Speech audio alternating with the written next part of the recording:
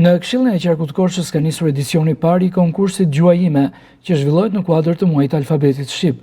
Për disa ditë me radhë, mbi 60 nxënës shkollave nëntëvjeçare nga i gjithë qarku do të konkurrojnë në një uri gjuhësore e kulturore, duke shprehur kreativitetin dhe pasionin për gjuhën amtare.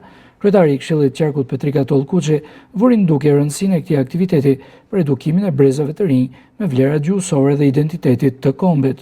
Është pjesë e planit të buxhetit të aktiviteteve për vitin 2025 dhe përfaqëson një nismë që lindi nga vizioni i kryetarit të mëparshëm të Qarkut, i cili gjatë konsultimeve publike me komunitetin arsimor dhe kulturor vuri në dukje nevojën për të forcuar lidhjen ndërmjet arsimit dhe zhvillimit kulturor të rajonit. Finali e madhe zhvillohet ditën e premte ku do të shpallen fituesit. Për ta bërë garën më të rejse, çdo shkollë do të ketë edhe një grup mbështetës me nxënës që do të performojnë në këngë, vallëzim apo instrumente muzikore.